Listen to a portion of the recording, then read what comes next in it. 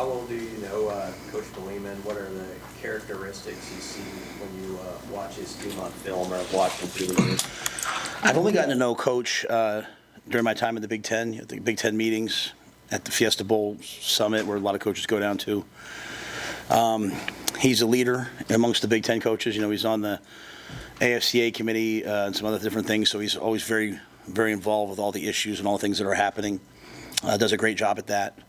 Very personable, really just a really, really good guy. You know, we have a Big Ten coaches group chat to discuss issues. I think he heads up a lot of that, so I think he's, you know, great about those things. I had a chance to meet his wife this year. You know, they're a lovely family, so I have a lot of respect for him. You know, his teams, you know, I think they're going to play great defense.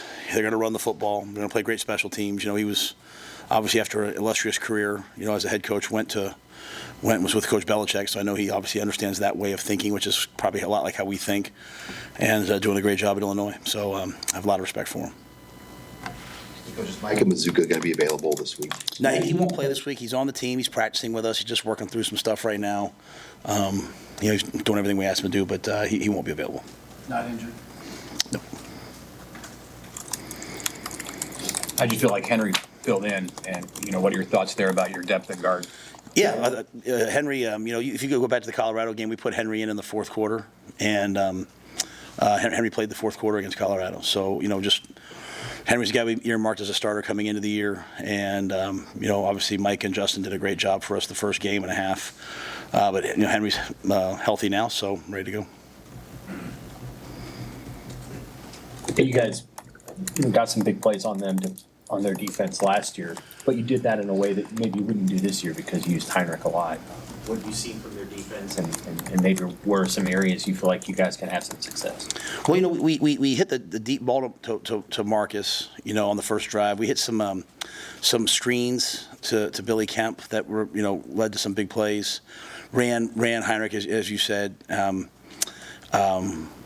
They've altered a lot of what they're doing, right? They're a different defense than they were. Aaron Henry's their defensive coordinator, who I've known a long, long time.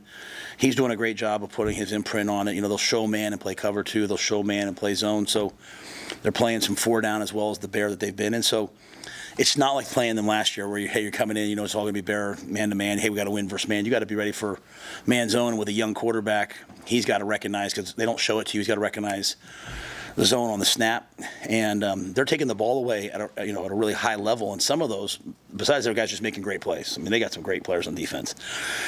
Some of it, though, is also them doing a great job disguising, and the guy throwing a man beater into his zone covers and then picking it off. So we have a lot to get done there. And then, yeah, to your point, we're a different team, though, than we were last year. Last year, you know, we keep track of yards after contact. Last year, we only had 71 yards after contact in this game, which is about as poor as you could ever be. But we had a lot of explosive plays that kind of made up for it. And then we had a bad fourth quarter. We started turning the ball over. So you can't turn the ball over versus them. I think they're +8 on the year right now. They've got 9 takeaways. They're protecting the ball. How would you sum up the O-line so far? I think they've only allowed 1 sack, but just overall, what's your sort of view 3 games in? We don't know anything about really those guys until we play in the Big Ten. You know, I mean, they've done a really good job versus who we played against. There's always the areas we're always trying to work at, you know. But this will be such a different challenge facing these guys, you know. The pass, you know, they have huge guys inside. They have excellent pass rushers on the outside, 9, 17, 3. Now they're playing 17 and 3 together. This is, you know, they create 5 one-on-ones, so everyone's got to win. If one guy loses, you struggle. So, but yeah, I've been pleased with our offensive line. I think they've done a really nice job. I mean, I think anytime you don't punt in a game, you probably feel pretty good. So I felt pretty good about what we did on Saturday offensively. But that was all preseason to me. Now the season starts. You know, it's the first game for us in the Big Ten, and we'll find out where we are. Hey, Coach, this is the 400th consecutive sellout. Have you given some thought on just the historical meaning of what this night will mean for Nebraska in the 400th sellout here? You know, to be quite honest, I haven't. I certainly understand the gravity of it. You know, I think the one thing that's really easy for me and great for me to explain to recruits, you know, the first thing we do when recruits show up here on their official visit is we don't go do some fancy thing. We take a picture with them, and then we walk them right out into the field, and we show them, like, you know, hey, here's the number of sellouts in a row, and here's the All-Americans. And then we talk about the field and how our hope someday is that they win a championship on that field, but also that they graduate on that field. And how the University of Nebraska is not a football factory. It's a place of development, and that's a proof of it, that you can sell out for 400 straight games, and you can lead the country in academic All-Americans. Now, they've changed some of the parameters, and they're giving some away to other people, but we've been the leader in that for a long time. So it's just a perfect blend of everything, right? And it's what drew me here. It's what draws other people here. So I think getting to 400 will be great. My job, though, is to make sure that we win that game so that people leave happy about it, not anything else. So I'm just trying to stick to football. Do you expect Jamari Butler to be available? I do, yeah. Jamari could have played Friday night. I think that was more of a, got Cam in there. We liked the way Cam was playing. Got Kai in there and just thought, you know what, we were in control of the game. Let's push him to this week and get him a little bit healthier for this Friday night game. You know, you play on a short week. We probably put some of the twos in earlier than I normally would in that game, which was actually really beneficial. They got a chance to play, like even on that fourth down, you know, fighting to keep them out of the end zone. I think that was really good for us. So Jamari should be way more healthier this week. You talked about preseason, preseason being over. Given your experience in the NFL too, you approach it the same way, obviously, game week. But could you talk about how the heightened stakes now that it's league play? Yeah. So I mean, you think about it very simply. Our goal is to go 1-0 every week. Now that we're over with it, though, when you look back on it in hindsight, like. We went 1-0 in non-conference play, which is what we're supposed to do. Good teams do what they're supposed to do. But now we start the Big Ten, and we're trying to compete to win the Big Ten. That's why we're in it, right? So, all of these games matter. All these games are important, and so this is a great opportunity. It's our first league game, and so yeah, we didn't certainly approach the preseason like the preseason. But to me, it's just, hey, now we're entering Big Ten play, so our approach doesn't change, but just the gravity of the situation was a little bit different. How do you feel like you guys have played in terms of your physicality, not only in the games but in practice? Like as you go into Big Ten's a physical league, how do you feel like you guys are doing physically? I think we're doing fine physically. I mean, I think defensively, I think if you asked everyone on defense, they didn't like the tackling the other night. Our yards after contact, which has been in the 80s, the first two games was 180, so it was 100 yards more than it had been. So I think that was something that really kind of bothered us. Even at halftime, I was very calm and stoic at halftime. I was like, hey, you're going to win the game. What's bothering you guys right now, which is a really great thing. I'm so happy that it bothers us. Like, we're not just happy to win. Now we're starting to play to a standard and understand, like, when we're not playing to the standard, it really bothers us. So, giving up a long drive and giving up 3 points in the first drive really bothered them. And that means that our guys are maturing, and they're not just playing, they're not just playing to, for the result. They're playing for the way that they play. So, so physically, I mean, that was a game we went out and we decided we were going to throw it more than run it early on, and then hope to run it more in the second half and have a lead. As I told our team, we needed the defense to play better to run the ball more. We needed more than 45 plays. Kind of, I think you asked that the other night, right, or whatever it was. So, but I think we're a pretty physical team. We'll find out this Friday night. This is a really physical team. You look at their stats; they're about like us in every category. So we're playing a mirror image of ourselves. You've had 3 games that have been in hand at halftime.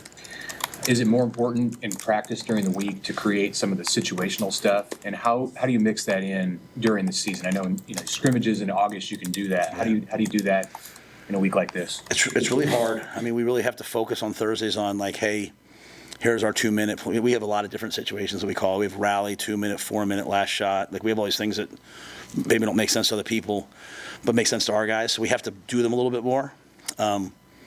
At the end of the half, we were moving in 2-minute, and we moved from last shot into what we call attack because we got the first down, and 4th and 3. The analytics say to go for that, right? In a game like that, maybe you kick that field goal because you can go up 24-3. But to me, we have to convert crucial plays if we want to be a great team. Great teams make great plays, and so that was a great opportunity to give that play to Dylan, give that play to the fellas, and say, all right, now go execute. And we didn't execute that one, right? And so sometimes when you don't execute, you learn more than when you do execute. So I think everything we do is very intentional. And again, we were pretty certain we were going to win the game, and pretty certain that we were in control of the game. I would never do anything to hurt that, but when it's borderline there, I think creating those scenarios are important. So yeah, I think that those are good things. And then the other thing that we're now realizing, okay, is, and this Friday night, obviously it's a ranked team, so it'll be maybe different, but we're no longer like the hunter. Like, we're no longer like the unranked team that people are like, who do we have this? Oh, we're playing Nebraska. Oh, okay, we beat them the last 4 years. Now you're the team that people are preparing for. The UNI players who I had a lot of respect for. I mean, I thought that quarterback was a dude. I liked him too. Was a dude. After the game, they talked about, hey, we talked about this game all summer long, and our guys have to understand that, and then you start putting numbers in front of your name, right? People start saying, oh, we want to go beat a ranked team, So it's not quite your question, but I just do think our guys understand you're going to see different things. So all of a sudden we come out against these last week, and they're bringing 0 in the red zone. It's okay, well, they got us on one. Now we need to kick a field goal. That could cost us a game at some point, right? So we have to be better in those areas. And so we're having to do a lot more situational stuff, to your point, Mitch, because we haven't been in, haven't had to go down there at the end. Kai Wallen has gotten on the field quite a bit these last 3 weeks. What have you seen from him to earn that playing time so far? Yeah, Kai's the guy that could have played for us last year. We redshirted him because we're trying to build a championship caliber roster, and so sometimes we do things that are difficult to do in the moment, but pay off in the long run. And Kai and James were 2 of those decisions last year that we redshirted last year. And I appreciate the confidence like Kai and his family had in us to do that, because he was playing pretty well when we sat him. But now he's out there. He's a redshirt sophomore. He's 260 pounds, and he's playing better than he would have played if he played last year. So he's rugged. He's physical. He can play. He can go inside and play a 3 technique. He can play outside as a 5. He's getting good pass rush. So he's a guy that you can put in there and mix in with the 2s, mix in with the 1s, and know that the level of play is not going to drop off. Give him depth at that position. Is Riley going to popple a 4-game guy, or is he going to play the whole season? Yeah, Riley will be a 4-game guy. How do you communicate that to somebody when they played again most of all last year? Hey, you can play 8 plays to 10 plays a game this year, or you can be Ty Robinson and those guys when they leave. And so that's a decision they make. Again, it's a credit to Riley. It's a credit to his family. And Riley was joking with me yesterday. He was like, hey, when they went down the field on that first drive, I was waiting for you to say, forget it, get in there. But I just think it's trust, right? In an era where I go to a lot of meetings and hear a lot of coaches say, like, these kids are going to transfer anyway, play them. Just because the system's changed doesn't mean a coach should change. Coaches are here. We're here to do what's right for the players. And so, Riley can certainly help us. We have other guys we think can help us, and we think Sue is going to come back and be healthy here soon. And, we're going to, if we can, and we have 2 more games with Riley. So, but I think Riley's going to be a great, great, great player here. And I think this year, because he stepped in for us last year, this year of development, he's on the scout team now. Just think of how much better our scout team is when we're out there today and we're having to block him. And then we got Brody Tagaloa back. I should make sure. And so happy for Brody, for him to get on the field this past Saturday was such a monumental thing. I've watched him. I've watched him in the weight room in the mornings at 6 a.m. for the last 2 years. And I think back to when he got hurt, his dad and mom coming in, and his dad saying to him, sometimes in life you have to embrace the delay. And I wrote that down. I said, what a beautiful thing. And Brody's just grown in the interim. So we have some guys back now, Sam, that allow us maybe with Riley. Coach, you mentioned Ty Robinson. He could have left 1, maybe even 2 years ago. But what does that say that he had trust in you to come back for this year? Yeah, I mean, I told him to leave, so he didn't trust me too much. Because I said you should go make some money. I just think the world of him. Honestly, I just think the absolute world of him. Guys like Ty Robinson are why guys like me coach. Just that daily interaction, that daily relationship. And the great thing about Ty is he lets me be me. I'm sarcastic and snarky out there on the field. I'm taking shots and da-da-da. And like guys like Bear and him, I teased Bear the whole week against Colorado that, we weren't going to need him that week because it wasn't a run game. It was going to be a pass rush game. He got a sack, and he's like yelling at me from the field. That's why I do this. I don't do it for any other reason. I love watching those guys. And so Ty's bringing that group along, too. Ty's bringing that group along. And what I love is when they leave, their legacy will be here. And Ty talks a lot about the guys who were here before him. So it wasn't like there wasn't great leadership in the D-line room before that. Coach Dawson, all those guys did a great job. Ty talks a lot about that. But Ty, Jamari, Nash, I can't imagine a better group. And next year when it's Cam and Riley and those guys, I don't think we'll skip a beat. Did you see him take out Potenza? Yeah. So after we beat Colorado, Jordan sent that out, just the video of it on. We have a whole staff group chat. It's 100 people, and I put it on my family group chat. And my 9-year-old, my 11-year-old, they thought it was the funniest thing in the world. Julie thought it was the funniest thing in the world. So I saw on Twitter them shaking hands now. So that's we can have fun without being silly, right? So I like that they're having some fun, but no one practices harder than Ty. He comes to practice every day like it's a game, and so it makes it fun to coach. What'd you think of Fliggy on long snapping? I thought it was great. Yeah, it was great. You know, he was going to do the short snaps. Cam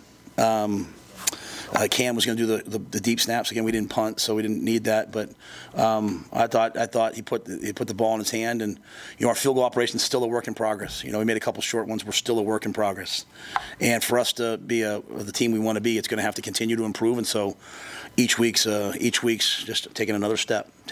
Our protection was better. Our snaps were better. Now, you know, we're going to do what we want to do. You have to hit a 57-yarder to win it, like Alex Henry did whatever years ago, right? Those kind of moments happen, and so building up to that is important for us. It could be this Friday. Are there some advantages to be home on a short week, just to have that extra time without having to travel, already losing a day? Yeah, I definitely think so. I think especially on a night game, just the fact that we can come over here and use the facility and all that stuff is great. That being said, you know, last year we went there, and you know, we were emotionally, physically, and mentally ready. There's 3 levels of ready you have to be. You have to be physically ready, you have to be mentally ready, you have to be emotionally ready. Last week we were physically and mentally ready. I don't know if our defense was emotionally ready. And that's hard to do. That's why teams don't go undefeated very often unless they're way more talented. It's just very hard to win every game. I thought our offense was definitely emotionally ready, right? But last year when we went to this game, we were all 3, all right? And there was, you know, they were a really good team. There's nothing that was going to stop us, or, you know, so can we, you know, while I'm happy we're at home, it's really about those 3 things. Or are we going to be ready to play on Friday night, or is it going to be about all this other stuff? This is going to be an absolute battle. They're a really, really good team, and it's why in preseason when people start asking about the schedule's easy early, is it? I mean, I'm looking at power rankings now, and we have one of the hardest schedules in the Big Ten moving forward that coming out last week, right? So all that preseason fluff everyone talks about is not real. You get to especially now in the transport portal era, you better just get to the season and see who you're playing. And now we're facing a ranked team in week 4, right? And it looks like there's some more ranked. We'll be facing some more ranked teams. The key for us is to play well so we can be a ranked team. And so this is an excellent team we're facing with that's on a mission right now. So we'll have to be ready. I know you already played some really good receivers. Colorado, but Illinois' got 2 guys, including one in Pat Bryant. I think you guys saw last year. A, what kind of players are they, and B, how beneficial is it to have somebody playing at the level that Tommy's playing, where teams don't even really target him very much? Yeah, well, you know, you look at their offense, right? I mean, they're a big power running game with a mobile quarterback. And mobile quarterbacks have bothered us. Okay, mobile quarterbacks have bothered us, but they have 2 explosive receivers on the outside, right? So whether it's Bryant, whether it's Franklin, like they can attack you, and they do a good job of, you know, they try to stress you by putting them both out here. So you know, you either have to play a 1-on-1 to stop the run, or you have to double them, play cover 2 or quarters or something like we did against Colorado, and now they can run the football with a 250-pound back. And their other backs got in there this week, and they all ran the ball well. So very well put together with how they're doing it. Those guys, one thing about them is they've thrown the deep ball. They have more explosive plays than we have. I mean, they're throwing the deep ball, getting one-on-one coverage, not afraid to put it up, and they have great catch radiuses. They can hold off a defender and go up and catch the football. So luckily with Tommy's 205 pounds. He's not a little corner, right? And I think Buford's been playing really, really, really well. And Buford can play corner. He played the dime versus Colorado. He's very versatile. And then, you know, Jeremiah and Amari can play as well. So that'll be one of the main one of the main matchup issues in this game is how well we do versus those 2 receivers when we choose to play a run front. You know, can we win the 1-on-1s?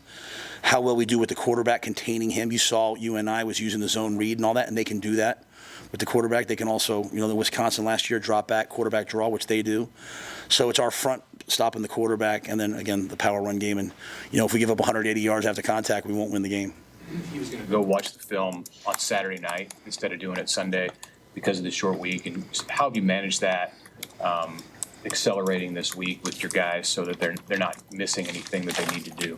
Yeah, so I take maybe a different approach than a lot of people. I keep like Monday, Tuesday, Wednesday.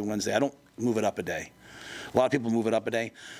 But we do come in on Sunday. So on Sunday we came in, we cleaned up the practice film, we cleaned up the game film, because there was a lot to learn from that game. So we didn't move ahead. We sat there and did all that. We got our lifts in like we would normally do on Monday, Mitch, and then we walked through Illinois. We got ahead. But today we came out. Today's a Monday for us, and so we'll do Tuesday, we'll do Wednesday. Then like our normal Thursday practice will be a walkthrough, but we also walk through on Friday just like we would have on a Saturday. So we don't overdo it. We don't move it up too far forward. And yeah, to your point, like I got a text from Dylan Saturday morning. This is what I need to improve upon. Like he's very good about illustrating that for himself, so he can get better. He takes great ownership of his things, and most of our guys, I think, do a great job. They've watched the tape before we watch it with them. And that's a cultural thing that we have here that guys have had instilled in them.